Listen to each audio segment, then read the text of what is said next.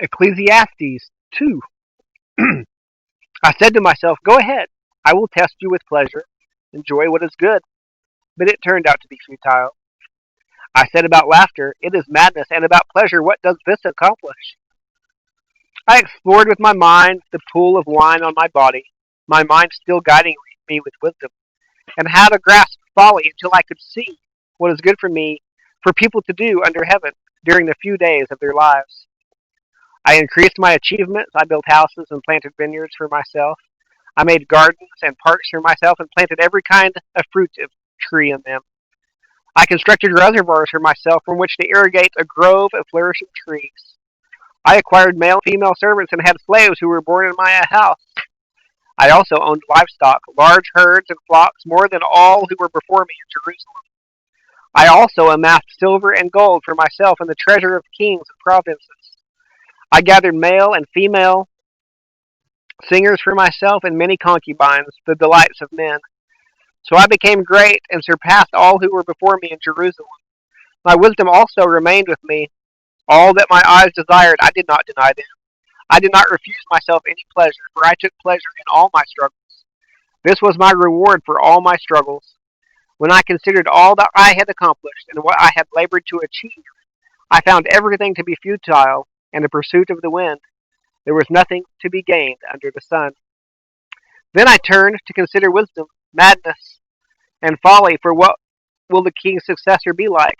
He will do what has already been done, and I realized that there is no advantage to wisdom over folly, like the advantage of light over darkness. The wise person has eyes in his head, but the fool walks in darkness. Yet I also knew that one fate comes to them both. So I said to myself, what happens to the fool will also happen to me. Why then have I been overly wise? And I said to myself that this is also futile. For just like the fool, there is no lasting remembrance of the wise, since in the days to come both will be forgotten. How is it that the wise person dies just like the fool? Therefore I hated life, because of the work that was done under the sun was distressing to me, for everything is futile and a pursuit of the wind. I hated all my work that I labored at under the sun, because I must leave it to the one who comes after me. And who knows whether he will be wise or a fool? Yet he will take over all my work that I labored at skillfully under the sun. This too is futile. So I began to give myself over to despair concerning all my work that I had labored at under the sun. When there was a person whose work was done with wisdom and skill, and he must give his portion to a person who has not worked for it, this too is futile and a great wrong. For what does a person get with all his work and all his efforts that he labors at under the sun? For all his days are filled with grief, and his occupation is sorrowful. Even at night his mind does not rest. This too is futile.